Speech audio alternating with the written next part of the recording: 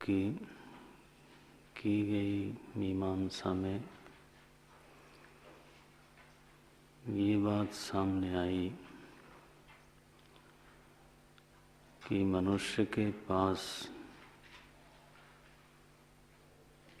एक बहुत बड़ा साधन है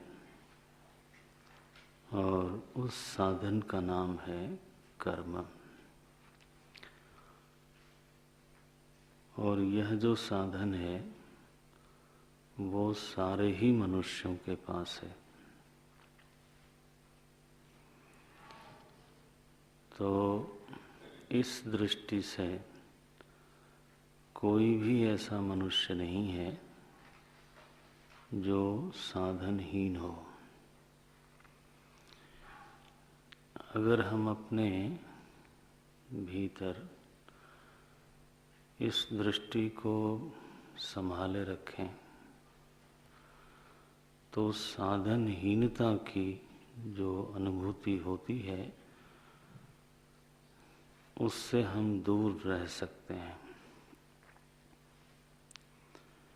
अब यह जो कर्म नाम का साधन है, इस साधन को सम्यक रूप से सिद्ध होने के लिए जिन चीज़ों की हमारे भीतर ज़रूरत पड़ती है तो उनमें एक तो ये है कि जो कर्म हम करना चाहते हैं उस कर्म का अच्छी प्रकार से ज्ञान हो। ज्ञान पूर्वक किया हुआ जो कर्म है वो प्रशस्त होता है।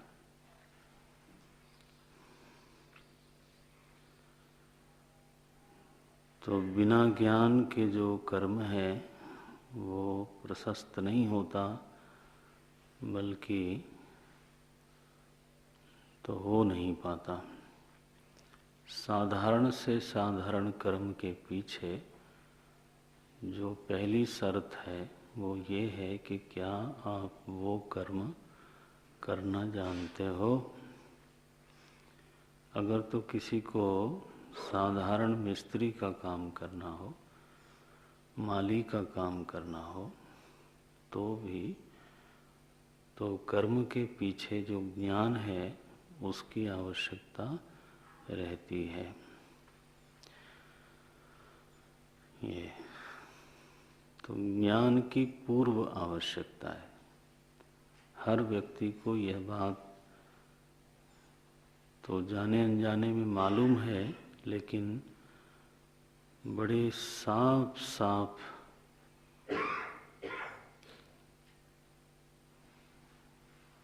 जानकारी ये होनी चाहिए, स्पष्ट ज्ञान होना चाहिए कि कर्म के पीछे ज्ञान का होना आवश्यक है। और जितना अच्छा ज्ञान होगा कर्म उतना ही प्रशस्त होगा। इसलिए कर्मठ व्यक्ति को भी ज्ञान की परम आवश्यकता है। वो ज्ञान की उपेक्षा नहीं कर सकता।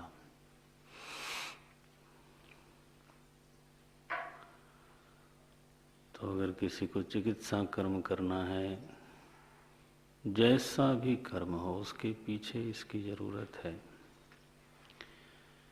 अच्छा ज्ञान है मानो, फिर उसका अनुष्ठान भी व्यक्ति करता है, कर्म भी करता है। उस कर्म में उचित देश हो, उचित काल हो, उचित मात्रा हो, तो उस कर्म का प्रभाव निश्चित रूप से बढ़ जाता है।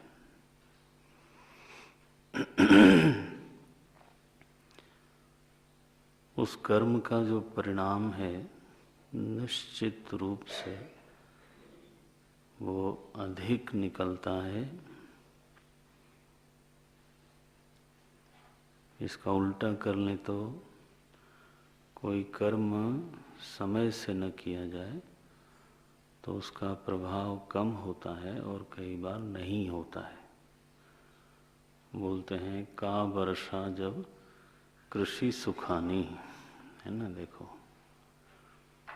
तो कृषि जब सूख गई तब खेत में पानी लगावें, वो बात ठीक नहीं है।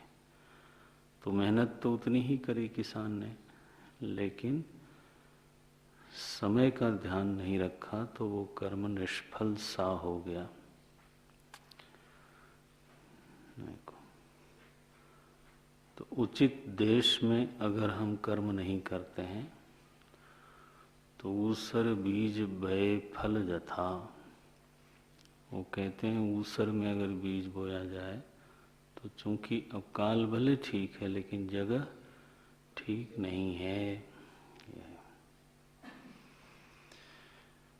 तो कर्म करने वाले व्यक्ति को इन तत्वों को भी ध्यान में रखना पड़ता है। उचित काल का, उचित देश का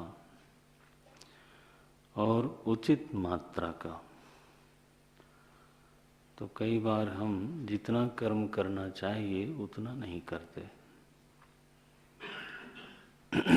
पढ़ते हैं लेकिन उतना नहीं पढ़ते जितना हमको पढ़ना चाहिए।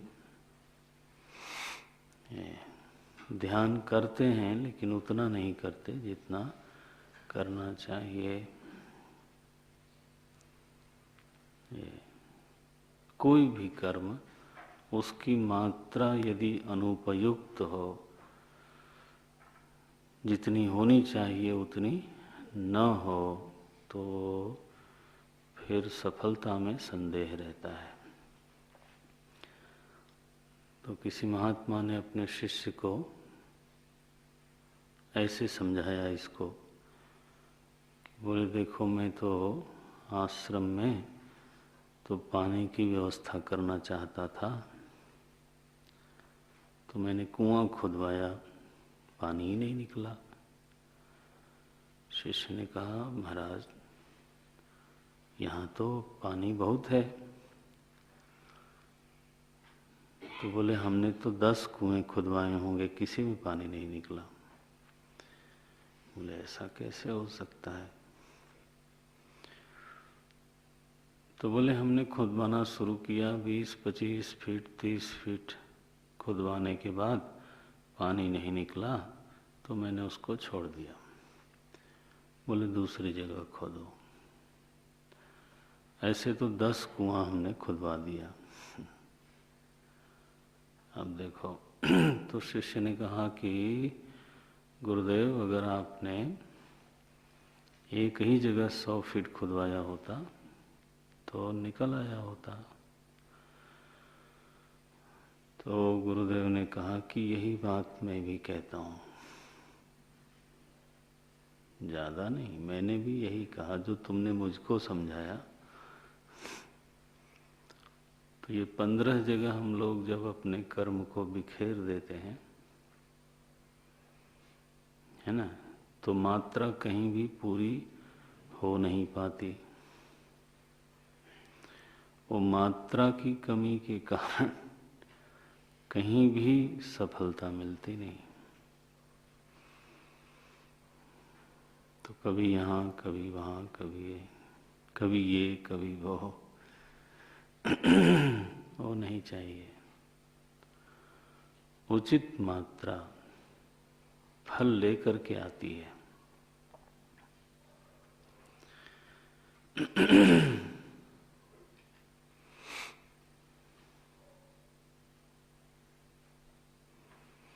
अब देखो, उचित देश के लिए, उचित काल के लिए, उचित मात्रा के लिए और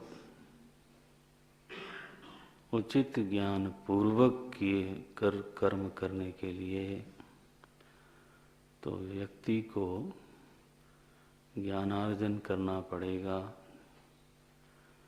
देश का ध्यान रखना पड़ेगा, काल का ध्यान रखना पड़ेगा, और जो आपको फल चाहिए उस फल के अनुसार कर्म का चुनाव करना पड़ेगा। आपको चाहिए विद्या और आप करते हो व्यापार, तो कर्म बदल गया ना। कर्म फल के अनुसार नहीं है, उद्देश्य के अनुसार नहीं है ये। तो उद्देश्य के अनुसार कर्म की जरूरत है। कर्म का चुनाव भी ठीक से होना चाहिए। ये तो 4 चीज हो गई। ज्ञान, कर्म का सही चुनाव माने उद्देश्य के अनुसार चुनाव, देश का चुनाव, काल का चुनाव, मात्रा का चुनाव। ये 5 चीजें कर्म को प्रशस्त बनाती हैं।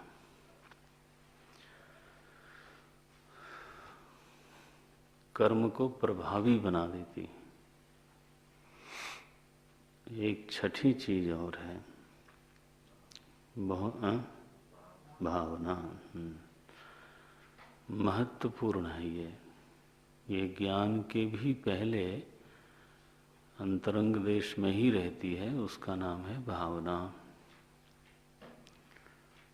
तो शुद्ध भावना से जो किया हुआ कर्म है उसका परिणाम निश्चित रूप से मीठा होता है, सात्विक होता है। तो उचित देश उचित काल सबका चुनाव किया जाए, लेकिन भाव शुद्धि न होवे। ज्ञान भी बहुत अच्छा हो लेकिन भाव शुद्धि न हो तो वह कर्म कई बार तो वांछित फल लेकर के नहीं आता, कई बार कम फल लेकर के आता है, और कई बार तो है ना विपरीत फल लेकर के आता है। ऐसा देखा जाता है। भाव संशुद्धि, भाव की शुद्धि की जरूरत है। नारायण।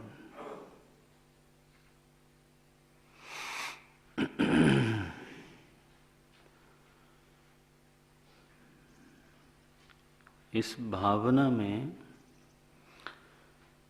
साधकों को हमेशा ही इस बात का ध्यान रखना है कि जो अशुद्ध भावना है वो कभी भी पुरस्कृत नहीं होती है ना। The wrong intention will never be rewarded. Purity of intention has to be maintained. Purity of intentions. Motive हमारा प्योर होना चाहिए। तो ये 6 चीज हो गई। अब एक 7वीं और चीज है। क्या 7वीं चीज है? बाहरी साधन। पदार्थों के रूप में बाहर के साधनों की जरूरत पड़ती है कर्म के अनुष्ठान में। माने मेरे सोचने मात्र से मेरे में ये गुण हों तो भी तो मैं स्कूल नहीं चला सकता। स्कूल के लिए धन चाहिए, लोग चाहिए। चिकित्सालय बनवाना चाहता हूँ, नहीं बन सकता। अपना नर्सिंग होम कोई डॉक्टर खोलना चाहे तो उसके पास ज्ञान है लेकिन वो नहीं खोल सकता, क्योंकि तो साधन चाहिए, बाह्य साधन चाहिए। ये जो बाह्य साधन है वो भी कर्म को कई बार दुर्बल कर देते हैं और प्रबल कर देते हैं। तो कई बार व्यक्ति तो योग्य होते हुए भी साधनों के अभाव में तो कर्म का अनुष्ठान नहीं कर पाता।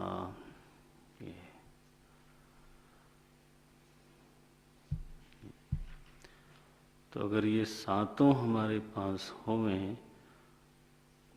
है ना, तो फिर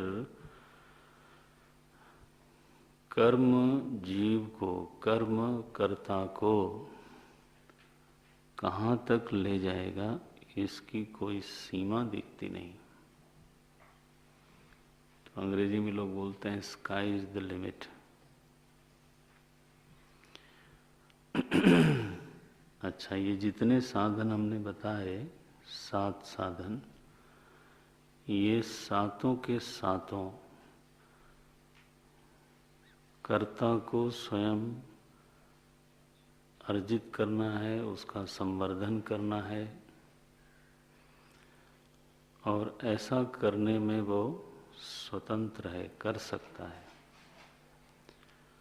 आज साधन नहीं है तो कल हो सकते हैं, आज ज्ञान नहीं है तो कल हो सकता है। देखो, आज अगर हमारी भावना में अशुद्धि है तो धीरे धीरे उसको शुद्ध कर सकते हैं। माने these sevens can be cultivated, should be cultivated। ये गिफ्टेड नहीं है, क्या है, कल्टिवेटेड है। किसी किसी को भगवान से प्राप्त है ऐसा नहीं है। पूर्व की कमाई होगी या आज की कमाई होगी, कर्ता के पास ये सातों चीजें उसी के द्वारा अर्जित होती हैं और उसी के द्वारा संवर्धित होती हैं, और संवर्धन वो करता जा सकता है। बाहरी साधन जो किसी के पास आज हैं वो भी धीरे धीरे बढ़ाए गए हैं।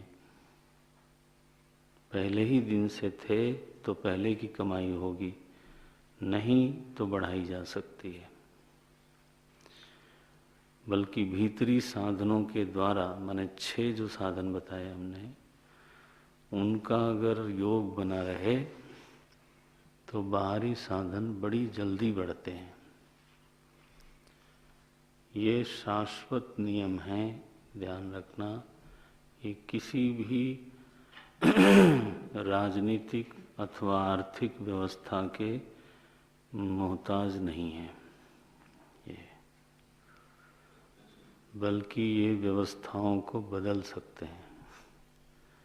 जिन लोगों ने व्यवस्थाएं बदली है ना, आखिर वो इन्हीं साधनों से संपन्न थे। वो व्यवस्थाओं के दास नहीं थे, व्यवस्थाओं के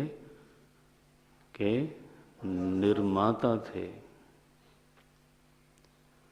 चाणक्य किसी राजनीतिक व्यवस्था का दास नहीं बना, बल्कि उसने राजनीतिक व्यवस्था का निर्माण किया। ये गांधी जी ने प्राप्त व्यवस्था का दास बनना स्वीकार नहीं किया, बल्कि उस व्यवस्था का परिवर्तन किया, निर्माण किया। और गांधी जी के साथ और भी उनके अनुकूल जो लोग थे, सबने वही किया। एक साधारण व्यक्ति व्यवस्था को स्वीकार करता है, उसका दास होता है, अगर वो गलत हो तो भी। लेकिन इन साधनों से संपन्न जो व्यक्ति है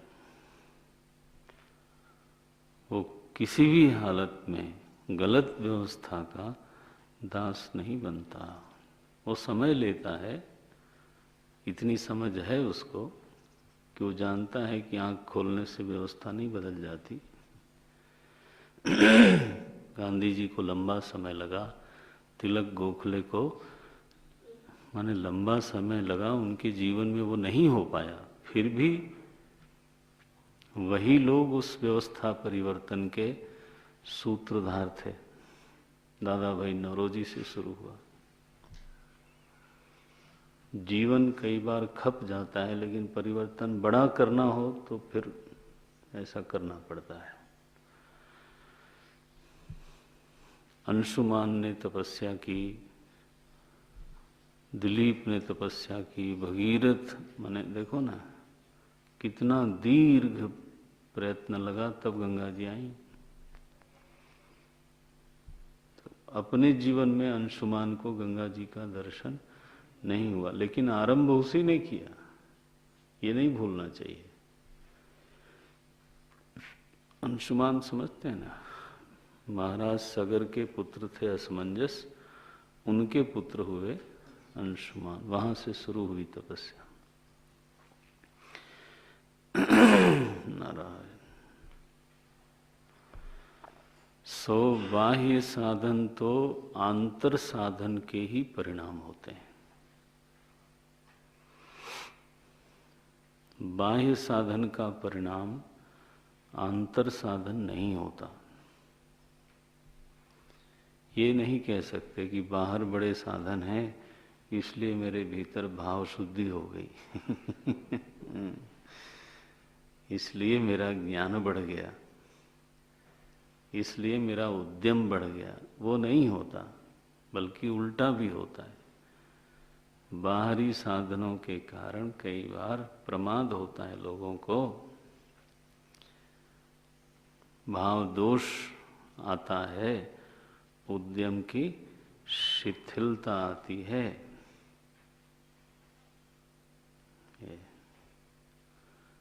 ज्ञानार्जन की आवश्यकता ही नहीं लगती। मैं कई बार सुनता हूँ कि धनियों के लड़के पढ़ते ही नहीं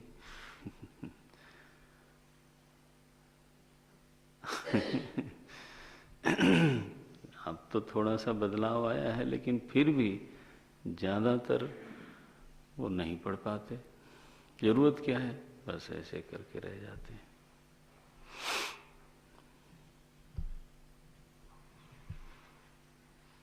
और ले दे के दृष्टांत बिरला जी का दे देते हैं।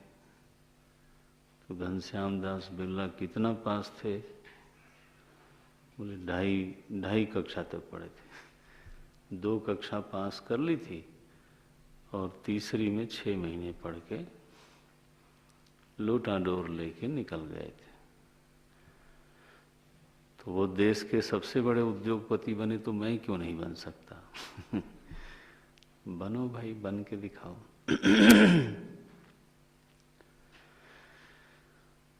सो सप्त साधन संपन्न जो कर्म है वो कर्ता को उन्नति के शिखर पर ले जाने में समर्थ है, और सभी कर्ताओं के पास यह स्वातंत्र विद्यमान है कि वो इन साधनों का अर्जन करे और संवर्धन करे। उसमें समय जरूर लगता है, लेकिन वो चाहे तो ऐसा कर सकता है। प्रयत्न में सातत्य होना चाहिए।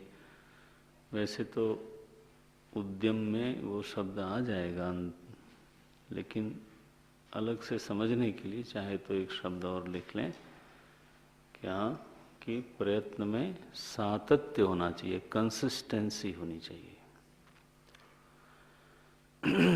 कांस्टेंट परफॉर्मेंस होना चाहिए। Inconsistency in performance does not bring a right result. It does not even create the confidence among the people. लोग बोलते हैं कभी तो 100 मार देता है और कभी 0 पे ही चला जाता है। तो ऐसे लोगों पर बहुत भरोसा नहीं कर सकते।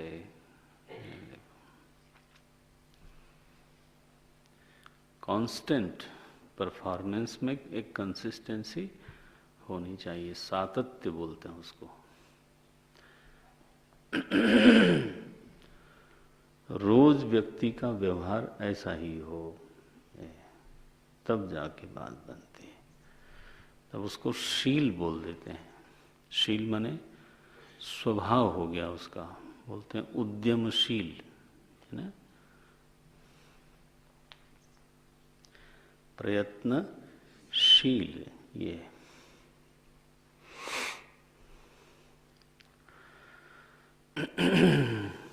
अब इसके बहुत सारे आयाम हैं। इन साधनों को फिर जुटाने के लिए व्यक्ति में धीरज, सौरज, तितिक्षा, देश, दया, 50 चीजें चाहिए। तो इतने फोल्ड्स हैं इसके, इतने आयाम हैं कि उस पर ध्यान दें तो कुछ न कुछ रोज ही नया आपको दिखाई पड़ेगा। बहुत काम की चीज है ये। वेदांत कभी भी इस कर्म की निंदा नहीं करता, ध्यान रखना। ये कई बार हम लोग ऐसा समझ बैठते हैं कि जब देखो तब कर्म का खंडन हो रहा है, कर्म की निंदा हो रही है, और मानो वेदांत ने लोगों को अकर्मण्य बनाने का बीड़ा उठा रखा है। जैसे बम्बई की टपोरी भाषा में बोले तो सुपारी ले रखी है ना, लोगों को अकर्मण्य बनाने की मानो सुपारी ले रखी है। वो सुपारी और बीड़ा में कोई अंतर नहीं है। पहले भी किसी को काम जो दिया जाता था तो साइन नहीं करवाई जाती थी, क्या, एक पान खिलाया जाता, ये बीड़ा लो। कौन बीड़ा उठाएगा? सोने की प्लेट में बीड़ा रखा हुआ है, बीड़ा माने पान का बीड़ा। तो जो वो काम स्वीकार करता था वो बीड़ा उठाता था। तो अब उसका क्या बोलते हैं, अवमूल्यन हो गया तो सुपारी तक रह गया। अब पूरा पान नहीं जुटता तो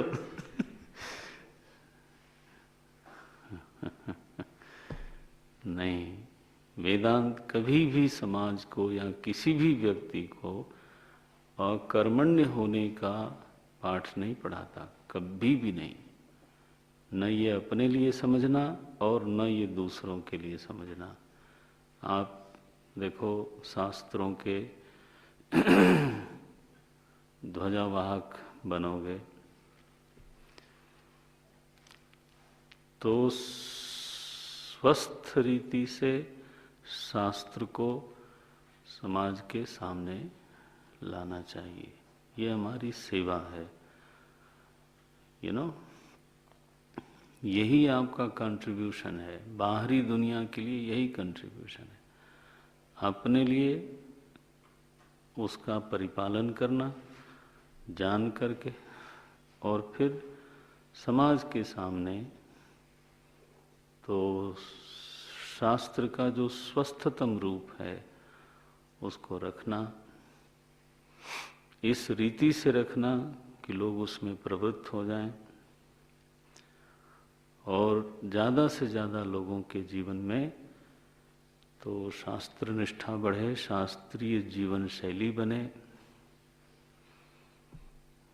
ये तो आपका योगदान है, बहुत बड़ा योगदान है। अगर कोई कर सके तो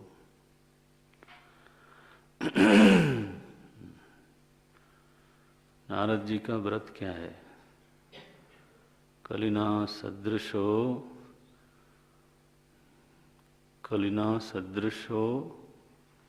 नास्ति, कलिना सदृशो युगो नास्ति वरानने, तस्मिन् त्वां स्थापयिष्यामि गेहे गेहे जने जने। देखो, नारद जी को ब्रह्मा जी ने कहा संग्रहोयम, जो मैंने बात कही है वो संक्षेप में कही है। त्वमेतम विपुली कुरु, तुम इसका विस्तार करो। लेकिन कैसे विस्तार करो? बोले यथा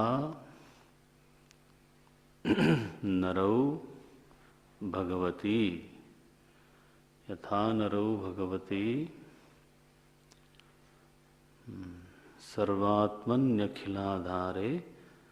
इति संकल्प्य वर्णय। यथा नरौ भगवती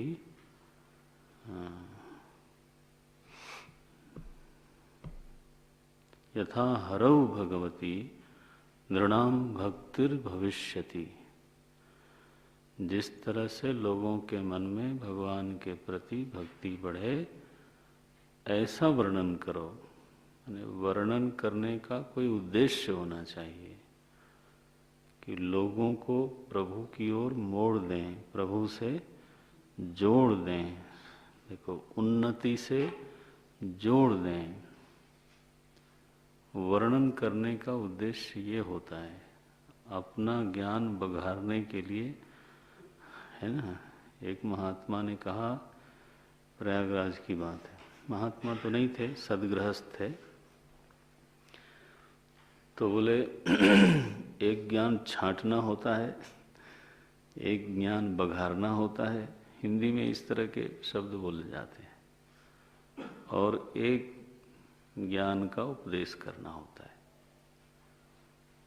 तीनों में फर्क समझ में आता है? बघारना शब्द कहाँ आता है? हैं? दाल में डालते हैं ना, जब वो बघार देते हैं तो ये ज्ञान का बघार देते हैं लोग, उसको स्वादिष्ट बना देते हैं। एनीवे, आप इस बात को गांठ बांधो कि जो भी लोग हैं वो शास्त्र के प्रति श्रद्धालु हो जाएं, जीवन शास्त्रीय हो जाए, उन्नति की ओर जीवन मुड़ जाए, प्रभु से जुड़ें। ये हमारी सेवा है। कार का मोड़ना हमारी सेवा नहीं है, जीवन को मोड़ देना हमारी सेवा है ना। उसके लिए बहुत सावधानी से वो सेवा सीखनी चाहिए। देखो, तो क्या बोलते हैं कि वेदांत कभी भी कर्म का खंडन नहीं करता, अकर्मण्य बनाने के लिए वेदांत की प्रवृत्ति कभी भी नहीं है। हालांकि शब्द आपको पढ़ने को मिलेगा और पढ़ाने को भी यही मिलेगा, क्या? कर्म किम परम। ऐसा लगता है कि ये एक कठोर आक्षेप है। कर्म किम परम, कर्म जड़म। आप सुनेंगे वेदांत के ही विद्यार्थियों को ऐसी अवहेलना पूर्वक, निंदा पूर्वक बात करते हुए, ये रजोगुणी है। और तुम क्या हो? बोले मैं तमोगुणी। माने किसी कर्मशील कर्मठ व्यक्ति की निंदा करने में सेकंड भी नहीं लगाते। रजोगुणी, अच्छा रजोगुणी है, ठीक है। आप सतोगुणी हो तब तो ठीक है, लेकिन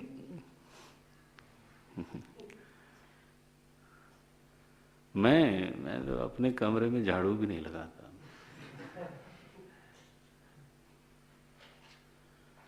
कमरे में नहीं लगाता तो हॉल में क्या करना है? ये रजोगुणी विद्यार्थी लोग जाएंगे, लगाएंगे।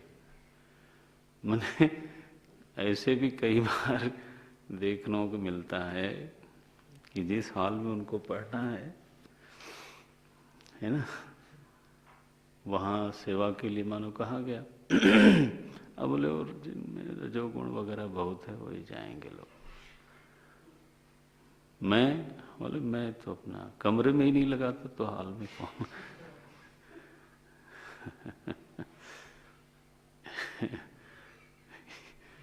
ऐसे ऐसे महाराज तमोगुणियों का दर्शन होता है।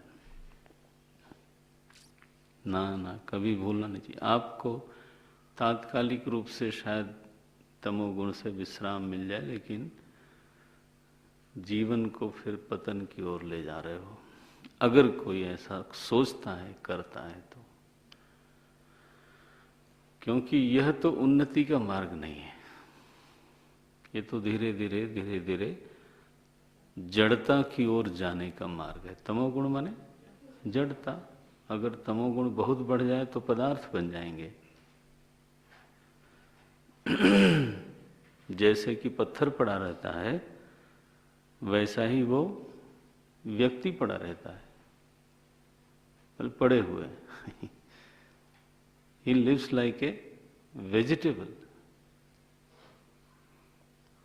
कभी नहीं करना चाहिए, खुद नहीं, दूसरे को करने नहीं देना, न उसको ऐसा प्रेरित करना है। नारायण, कर्म के सारे वैभव को स्वीकार करते हुए, कर्म की चरम साधनता को स्वीकार करते हुए भी ऋषियों को ये लगा कि इसमें कुछ कमी है और उससे कुछ दोष है, उससे हम सभी को बचना चाहिए। उसके वैभव को, उसके शोभन पक्ष को जीवन में धारण करते हुए भी जो उसका सदोष पक्ष है ना, जो उसका दूषित पक्ष है, उससे व्यक्ति को बचना चाहिए। क्या दोष है वो? तो बोले ये तो गति निरोधकम है, ये तो कृति महोदधौ पतन कारणम है, और ये तो कभी भी शाश्वत फल का साधन नहीं है। फल का साधन अवश्य है, लेकिन बस इतनी बात है कि शाश्वत फल का साधन नहीं है। तो बोले महाराज फिर इस दोष से कैसे बचा जाए? कर्म छोड़ दें? बोले तब तो तमोगुणी हो जाओगे। एक दूसरा, कर्म छोड़ने का विकल्प किसी भी कर्ता के पास नहीं है।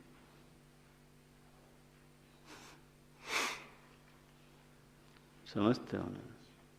नहीं कश्चित क्षणमपि जातु तिष्ठति अकर्मकृत।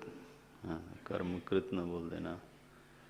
नहीं, नहीं कश्चित क्षणमपि जातु तिष्ठत्य कर्मकृत। ये कौन सी संधि बनी? यण संधि। तिष्ठति अकर्मकृत, ई और अ मिला तो ई का यह हो गया।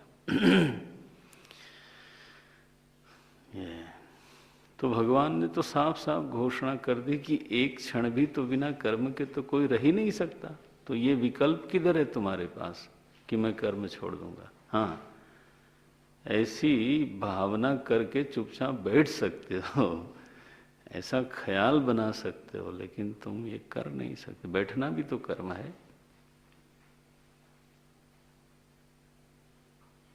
सोना भी तो कर्म है, क्रिया है ना, वर्ब है।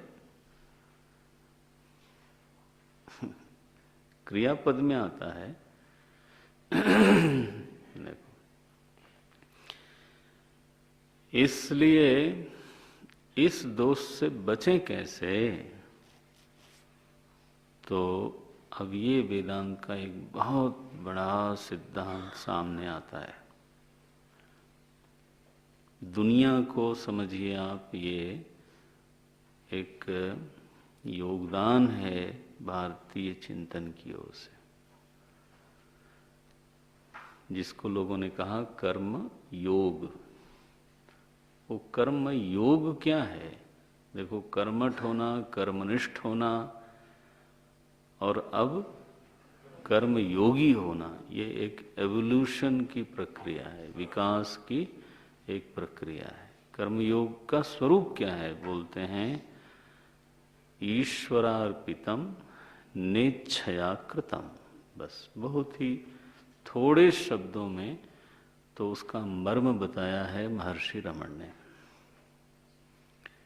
बोलते हैं न इच्छया कृतम। अब इट साउंड्स सो इलॉजिकल,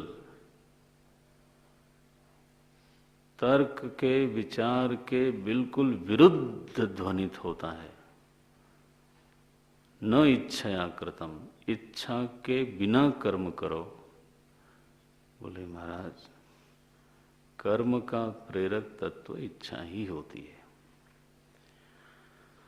तो ऐसा कोई हो नहीं सकता जो कर्म करे और उसके पीछे इच्छा हो नहीं। ये तो असंभव वाली बात है।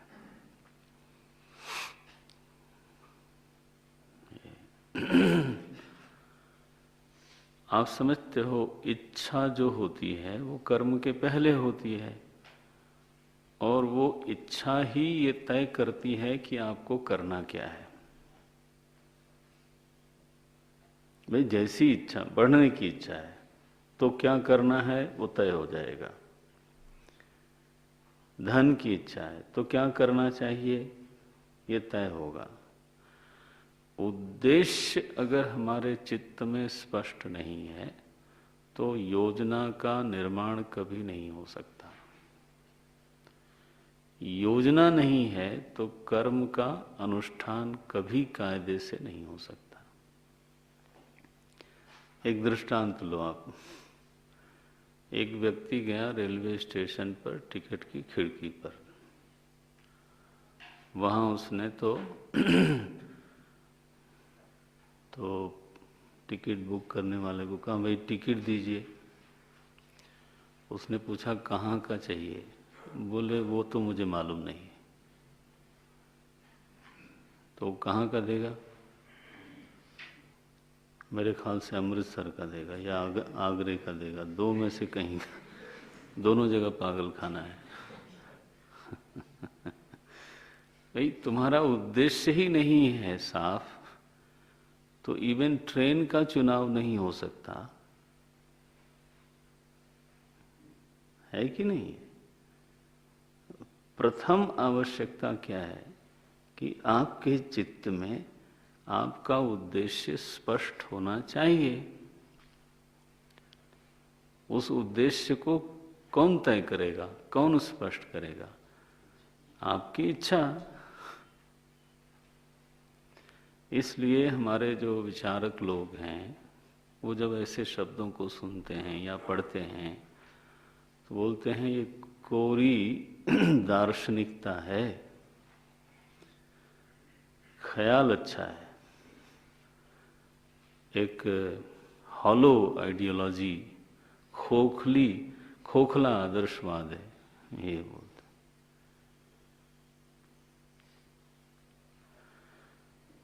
क्योंकि क्या बोलते हैं, नेच्छया कृतम, इच्छा के बिना करो।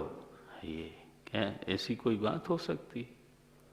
अपने जीवन में देखो, करके देखो। बोले कहाँ जा रहे हो? अब जा तो रहे हो, तो कहाँ जा रहे हो? बोले कहीं नहीं। क्या सही बात है ये? जा तो रहे हो। बोले इधर क्यों जा रहे हो? नहीं वहां जाना था इसलिए जा रहा हूं। तो it means you have a purpose. Even चलने का जो उद्देश्य है वो जब तक सामने ना हो तब तक दिशा नहीं बनेगी।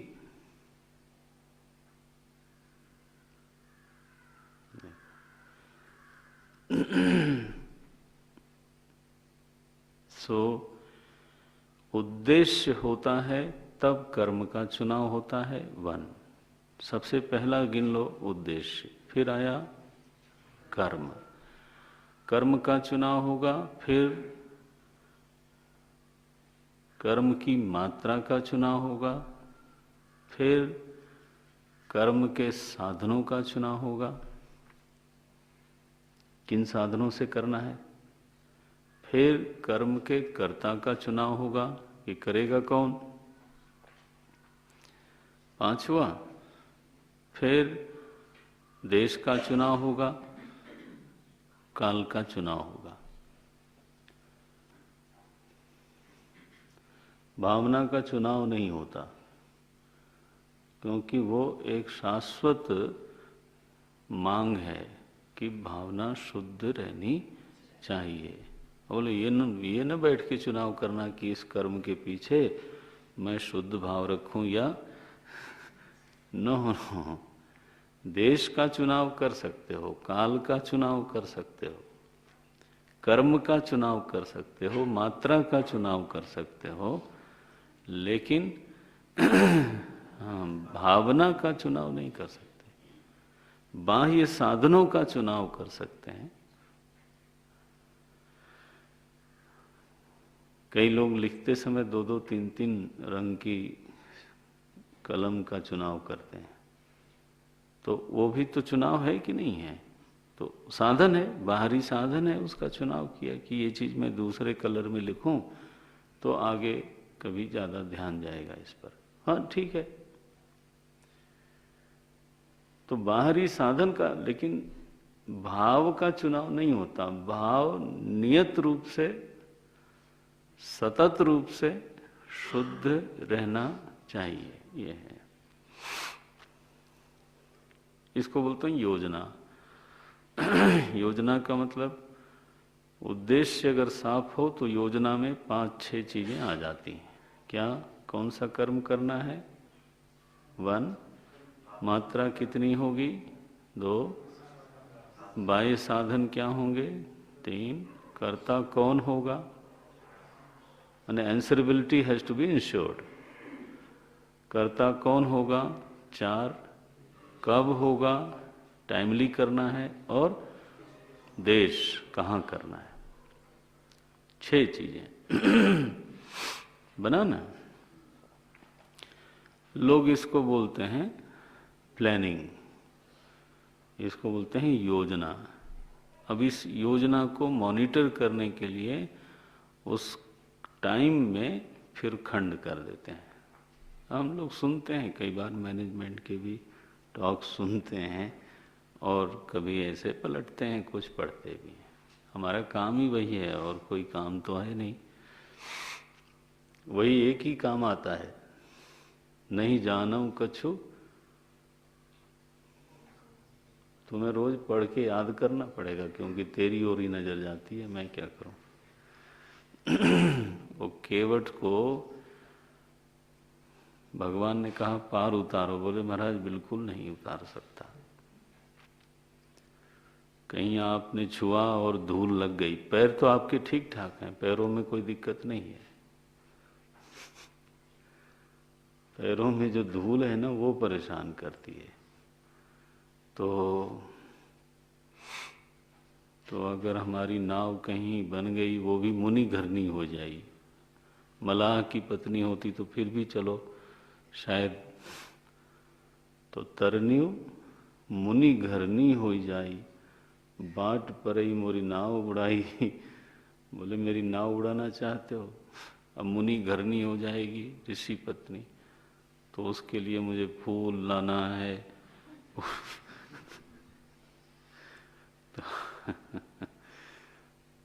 तो भगवान ने कहा भाई और कोई काम कर लेना, नाव अगर उड़ गई तो उड़ जाने दो। उसने कहा नहीं जानूं कछु और कबारू, यही प्रतिपालूं सब परिवारू।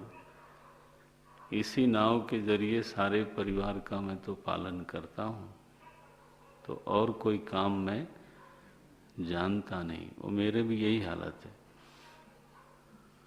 नहीं जानूं कछु। भाई ये पढ़ना, थोड़ा पढ़ाना, एक ही काम आता है, थोड़ा आता है, ज्यादा नहीं। एनीवे, ये तो इधर उधर की बातें हो गई। तो कहना ये है कि मैनेजमेंट में इस तरह की बातें सुनने को मिलती हैं, फिर वो मेजरिंग रॉड बनाते हैं, मॉनिटर करते हैं कि इस डेट तक ये हो जाना चाहिए, इस डेट तक ये हो जाना चाहिए, और फिर उस डेट को चेक करते हैं कि इस डेट तक जो हमने टारगेट तय किया था वो हुआ कि नहीं हुआ। ये आप समझते हो, मैनेजमेंट भी एक विद्या है। तो उससे जो प्रगति है वो टाइम के अंदर अचीव की जा सकती है। उसको तेज किया जा सकता है, मध्यम किया जा सकता है, इत्यादि इत्यादि। ये लेकिन मूल में सबसे पहले योजना के मूल में जो चीज है उसका नाम है उद्देश्य। वो तो इच्छा से ही स्पष्ट होता है कि आप चाहते क्या हो। एक आर्किटेक्ट को बुलाया आपने नक्शा बनाने के लिए, वो पूछेगा आप क्या चाहते हो, बोले वो मुझे मालूम नहीं। क्या बताएगा फिर वो? बोले इस प्लाट पर मैं हॉल बना दूं कि मंदिर बना दूं कि घर बना दूं, आप क्या चाहते हो? बोले जो मर्जी तू बना दे यार। मैंने तो उपदेश सार पढ़ा आज ही, नेच्छया कृतम। तो चूंकि वहां इच्छा का निषेध कर दिया गया तो मैंने इच्छा करना ही छोड़ दी। अब तू मर्जी जो बना बस। ऐसा मूर्ख लोग वेदांत को बदनाम करते हैं ना, फिर समझते नहीं।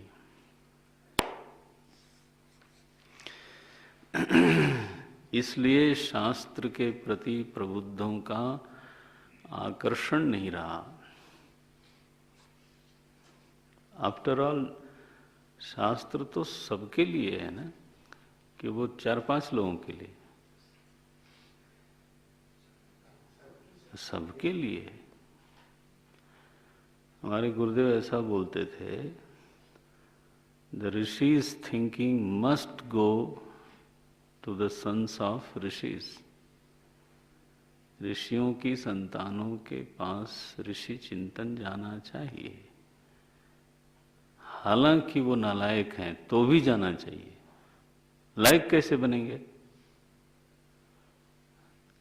जब तक उनका चिंतन उनसे न जुड़े तो लायक कैसे बनेंगे? ये महात्मा लोगों की दृष्टि होती है ना। सो नेच्छया कृतम क्या मतलब है? महाराज आप इच्छा के बिना कर्म करवाना चाहते हो? बोले इसमें केवल एक बात जोड़ देना, इच्छा तो जरूर चाहिए लेकिन वो तुम्हारी ना हो। फिर किसकी हो? बोले वो प्रभु की हो। इच्छा के बिना कोई कर्म होता नहीं।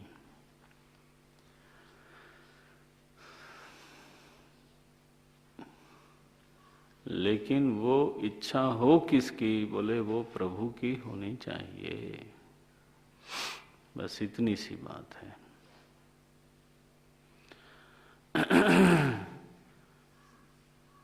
दूसरे की इच्छा से मैं पूरी योजना बना करके कर्म कर सकता हूं, ये संभव है, ये व्यावहारिक है और ये अधिक निरापद है, निर्दोष है। मैं साधारण दृष्टांत देता हूं कई बार कि मानो गुरुदेव ने मुझसे पानी मांगा, पानी लाओ, तो इच्छा किसकी है? गुरुदेव की। शरीर किसका दौड़ रहा है? मेरा। क्रिया का दर्शन, कर्म का अनुष्ठान कहाँ हो रहा है? बोले मेरे में। इच्छा किसकी है? मेरी नहीं है। देखो, अच्छा मैं जाऊंगा पानी लाने तो क्या गिलास नहीं पकड़ूंगा? पानी लाऊंगा कैसे? तो क्या वहां ये कहा जा रहा है कि बुद्धि का प्रयोग मत करना? तो फिर गिलास देखा जाएगा कि वो साफ है कि नहीं, योग्य है कि नहीं, कायदे से ले जाना है, पानी शुद्ध है कि नहीं, कैसे ले जाना, तहजीब के साथ ले जाना। ये सारी कर्ता जो है वो सारी बुद्धि का प्रयोग कर रहा है। उसकी बुद्धि के प्रयोग का निषेध तो नहीं है। क्या निषेध हुआ? कि वो तुम्हारी इच्छा नहीं है। इच्छा है लेकिन वो तुम्हारी इच्छा नहीं है, बस। वो इच्छा किसकी है? बोले गुरुदेव की है। बस हो गया। तो कर्म हमारा, इच्छा हमारे श्रद्धेय की, बस ये योग बनने की जरूरत है। कर्म कौन करेगा? बोले मैं ही करूंगा, बुद्धि पूर्वक करूंगा, योजना पूर्वक करूंगा, तत्परता पूर्वक करूंगा। लेकिन इच्छा किसकी होगी? वो बोले मेरे श्रद्धेय की होगी। इसको बोलते हैं कर्म योग। ये बस वो जड़ में कैंची लगानी है। वेद ने इसके लिए ऐसा वाक्य बोला, कस्मै देवाय हविषा विधेमा।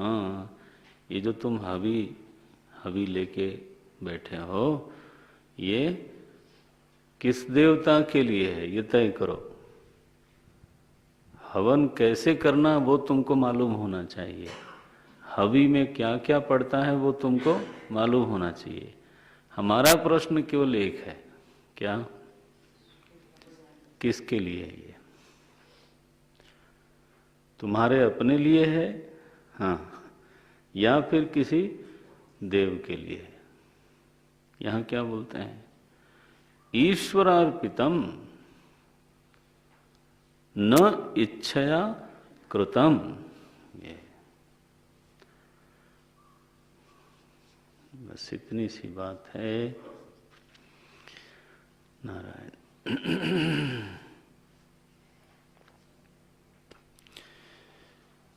बोले महाराज, ये जो कर्म ईश्वर को अर्पित करना है, तो ये कब करना है? करने के बाद करने के बाद कोई फूल नहीं है कि आप तोड़ के तो भगवान को, है ना, अर्पित कर दो। वो नहीं होता। कर्म अनुष्ठान करने के बाद तो कहाँ जाता है वो पता ही नहीं चलता।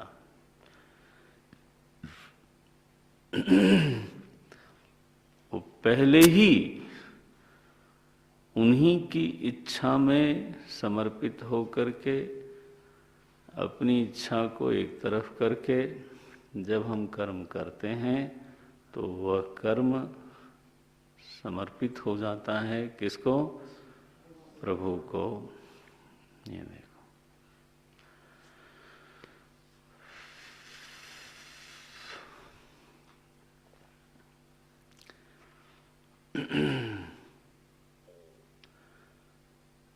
कहाँ, कब, कैसे, क्या, किन साधनों से, कौन, कितना,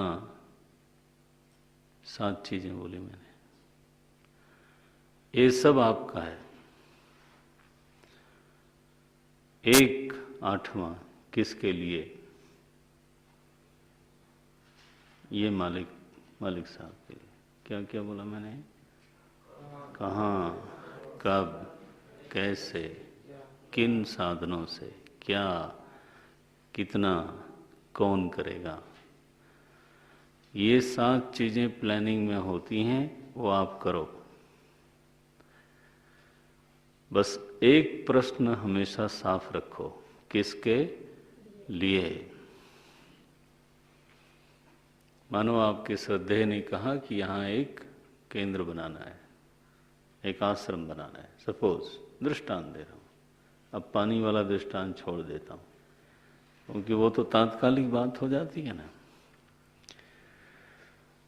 आश्रम बनाना है, इच्छा किसकी? गुरुदेव की। अब आपको कितना प्लानिंग करना पड़ेगा? कहाँ, कब, कैसे, किन साधनों से, कौन करेगा, क्या करेगा और कितना करेगा। ये सब किसको प्लान करना है? आपको। इसकी इजाजत है कि नहीं है? अगर इसकी इजाजत नहीं है तो आप करोगे कैसे?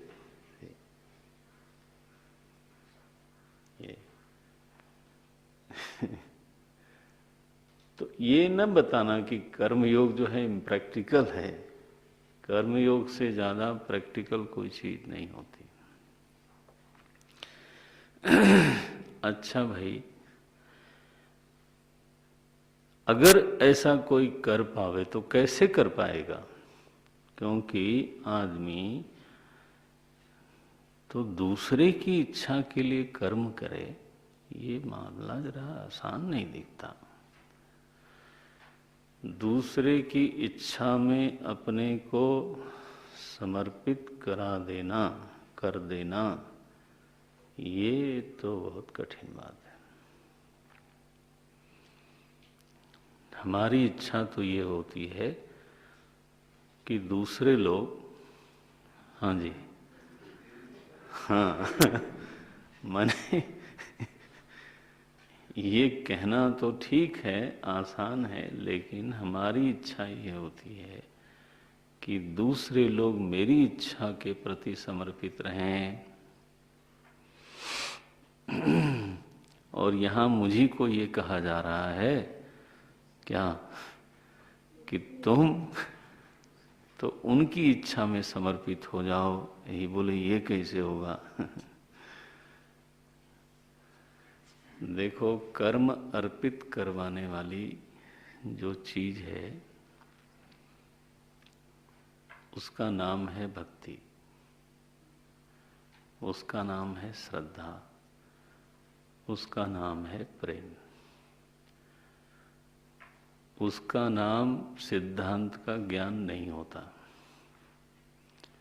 कई बार हम लोग कर्म के गुण अवगुण पर, कर्मयोग के गुण अवगुण पर बहुत लंबा प्रवचन दे सकते हैं, लेकिन कर्म का एक धेला भी उसको समर्पित नहीं कर सकते, चाहे तो भी नहीं कर सकते। ये ऐसा ही है जैसे किसी ने तैरने में पीएचडी प्राप्त कर ली हो, लेकिन पानी में कभी उतरा न हो। तो वो पीएचडी बेकार की है। एक माँ का सारा कर्म बच्चे के लिए अर्पित हो जाता है, ठीक है? हेतु क्या है? सिद्धांत ज्ञान, प्रेम।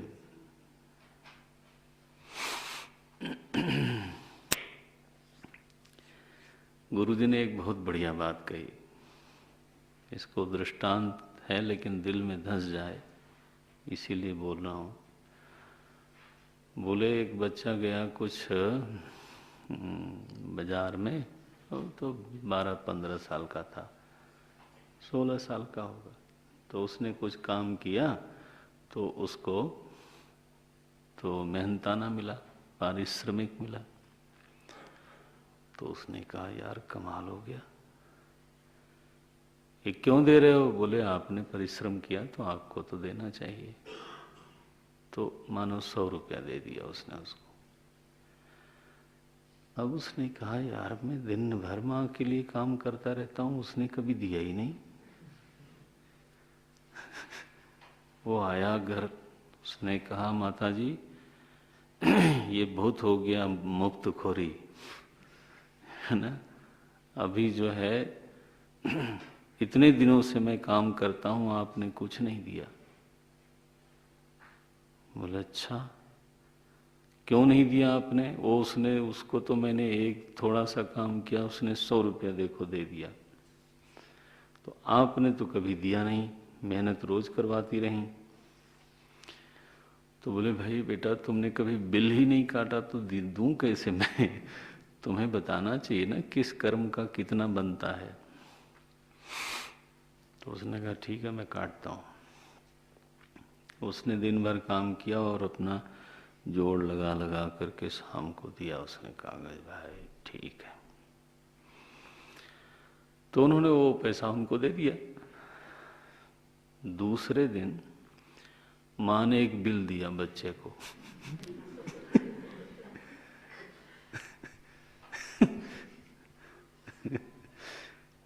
बोले 9 महीने गर्भ धारण किया, कितना बिल?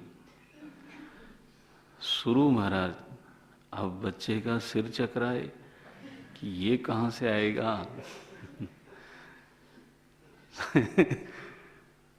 तो केवल माँ बोलती गई 9 महीने बेटा तुम ही जोड़ लगा लेना, 9 महीने ये, फिर दूध, फिर तुम्हारा सब साफ किया, फिर देश, फिर देश, फिर देश।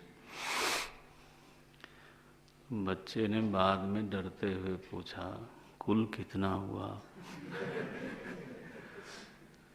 बोले 0। अरे 0 कैसे हुआ? बोले इसी को माँ बोलते हैं। तुमने थोड़ा सा किया ना, बिल दे दिया। ये निष्काम कर्म लोग कहते हैं ना, ये इम्प्रैक्टिकल है। माँ बिल दे तो कैसा होगा? 0 जब रखती है बिल के सामने तो वो क्या है? निष्काम हुआ कि नहीं हुआ? कैसे किया उसने, कैसे कर पाई वो?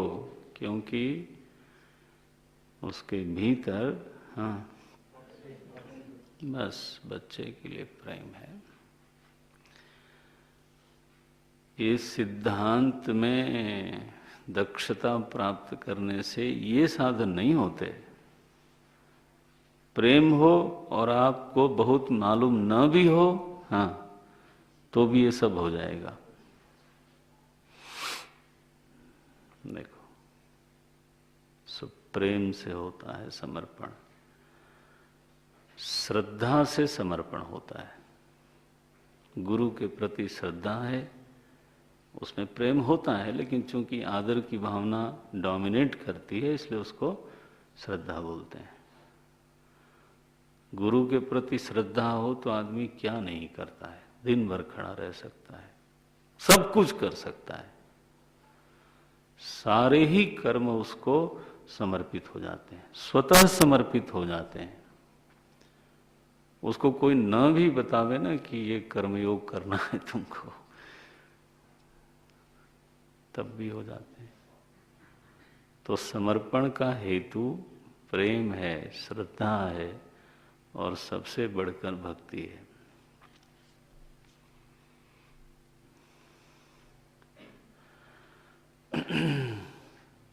पंडित रामचंद्र शुक्ल बहुत बड़े विद्वान हुए। उन्होंने इन तीनों शब्दों पर व्याख्या लिखी, भक्ति, प्रेम और श्रद्धा। बोले प्रेम जो है ना वो पजेसिव होता है, प्रेम संकीर्ण वृत्ति है, उसमें 2 न समाये। प्रेम गलीयति सांकरी जामे। प्रेम की ये एक प्रवृत्ति है कि वो दूसरे को पसंद नहीं करता, सम और अदर। गुरु से भी प्रेम ऐसा हो जाए ना तो मैंने देखा है, ए तू अभी नहीं, अभी खाली नहीं है। और मैं यहाँ देखता था, हमारे गुरुदेव की सेवा में मैं बड़ा सौभाग्य रहा, सेवा मिली। तो ऐसे भी उनके प्रेमी होते थे जो दूसरे को हटकाते ही रहते थे बिल्कुल। मैं कहूँ भाई ये झगड़ा ही हो जाता था उसमें, ईर्ष्या द्वेष भी हो जाता था। एक ये, दूसरा श्रद्धा वृत्ति उदार वृत्ति है। उसकी इच्छा क्या है कि जिससे मैं श्रद्धा करता हूं उससे और लोग भी श्रद्धा करें। कितनी बढ़िया बात है, ये विद्वानों का चिंतन देखो। प्रेम संकीर्ण वृत्ति है, श्रद्धा उदार वृत्ति है।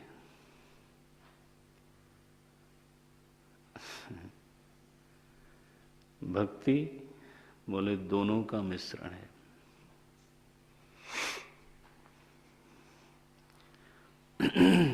भक्ति में आदर भी है, उदारता भी है और थोड़ा, हाँ, संकीर्णता भी है।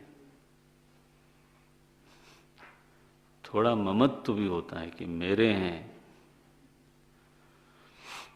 तो मैं जब प्रार्थना करता हूं ना तो शिव जी जरा ध्यान से सुनते हैं। तुम लोगों को प्रार्थना में तो ऐसे ही है। सामूहिक प्रार्थना तुम लोग कर लिया करो, कोई दिक्कत नहीं, लेकिन मैं जब बोलता हूं तो आफ्टर ऑल मैं विशेष हूं, उनकी दृष्टि में मेरा विशेष दर्जा है। ये भावना न हो तो भक्ति कैसी? फिर तो क्या रहा? श्रद्धा रही बस। भक्ति की मांग ये है कि भक्त कहीं न कहीं अपने को विशेष स्थिति में अनुभव करना चाहता है, करता भी है। कि आप सभी लोग श्रद्धालु हो, ठीक है, ठीक है, मैं थोड़ा मना करता हूं, बट ये जो बट है ना वो बहुत जोरदार है।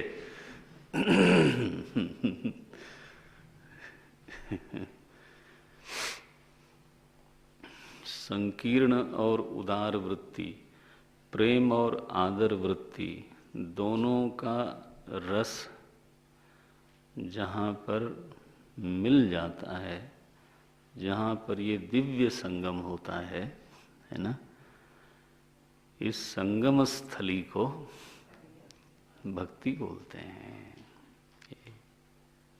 ये हमारे प्रयागराज हैं।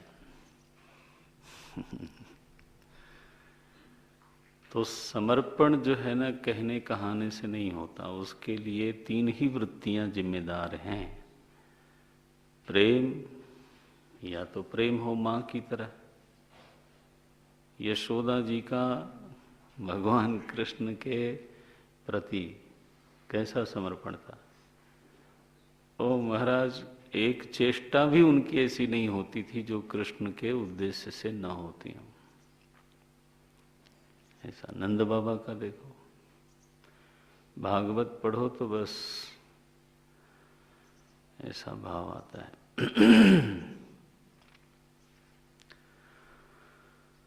तो प्रेम हो, श्रद्धा हो, फिर बढ़ जाए तो भक्ति हो, नारायण,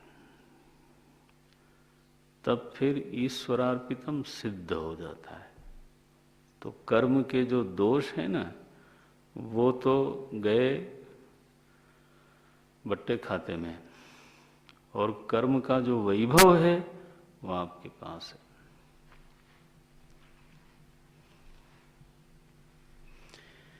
इसलिए कर्मयोग हिंदुस्तान का सर्वश्रेष्ठ शोध है, जहाँ तक सामाजिक स्तर की बात कर रहा हूँ। कर्मयोग को केवल किताबी न समझना।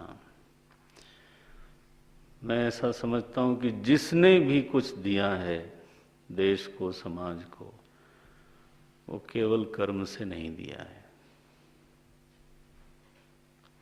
कर्मयोग से ही दिया है। चाहे वो गांधी जी हों, चाहे नेहरू जी हों, चाहे पटेल जी हों, चाहे सुभाष जी हों, चाहे तिलक जी हों, चाहे गोखले हों, चाहे भगत सिंह हों, चंद्रशेखर आजाद, कोई भी हो, जिसको भी आप उठा के देखो, है ना, चुनौती है दुनिया वालों को, जिसने भी इस धरती पर कुछ योगदान किया है,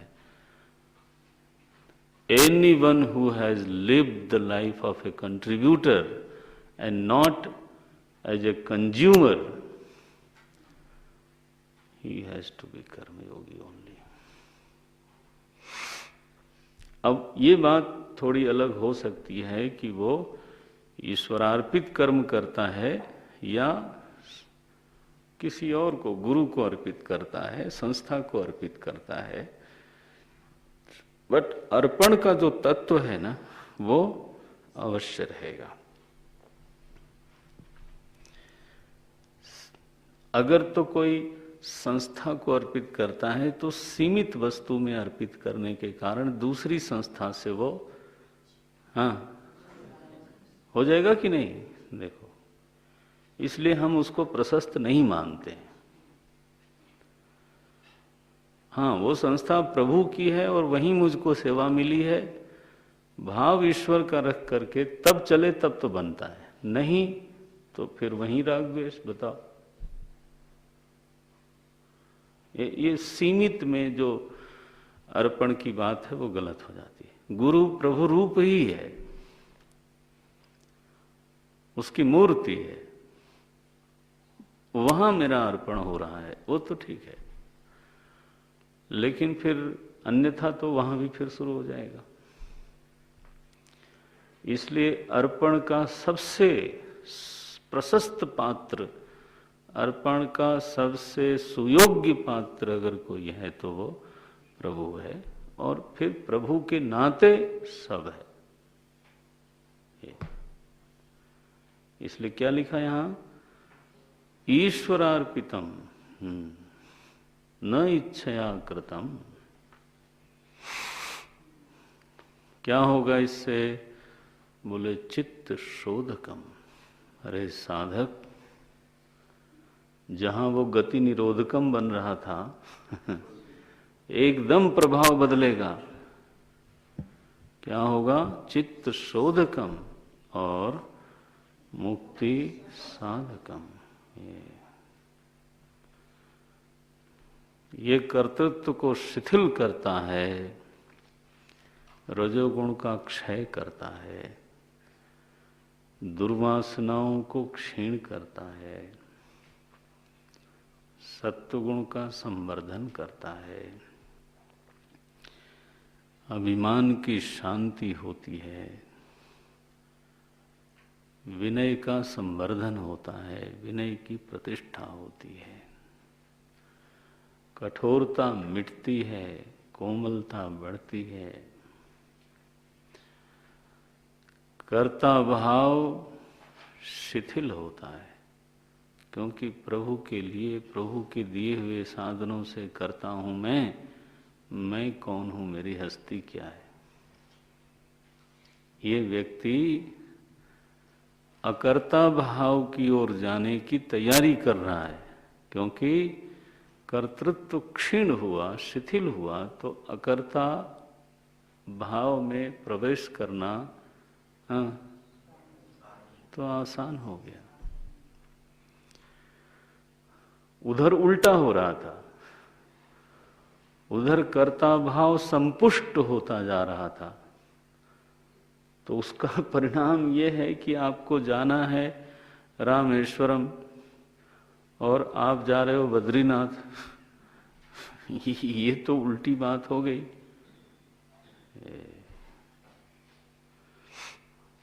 परमार्थ है अकर्ता भाव और आप बढ़ा रहे हो कर्ता भाव को, तो गति निरोधकम तो है ही है। ये देखो, इसलिए ये जीवन विज्ञान में एक बहुत बड़ा शोध किया हमारे महापुरुषों ने, ऋषियों ने, बल्कि कहना चाहिए प्रभु का दिया हुआ योग है वो, गीता का दिया हुआ योग है। क्या? कर्म योग। ईश्वरार्पितम नेच्छया कृतम चित्त शोधकम। देखो, अगर चित्त शोधकम माने चित्त में जो दुर्वासनाएं हैं वो क्षीण हुई, रजोगुण क्षीण हुआ, अभिमान की शांति हुई, कठोरता की शांति हुई, विक्षेप की शांति हुई। क्या बढ़ा? सत्वगुण बढ़ा, विनय बढ़ गया, कोमलता बढ़ गई। सत्वगुण बढ़ने से सूक्ष्मता बढ़ गई, विक्षेप की शांति होने से शांति बढ़ गई, अंतर्मुखता बढ़ गई। इसको बोलते हैं शुद्ध चित्त। जिस चित्त में विनय हो, कोमलता हो, सत्वगुण की प्रधानता हो, अंतर्मुखता हो, सूक्ष्मता हो, ऐसे ही चित्त को क्या बोलते हैं? निर्मल।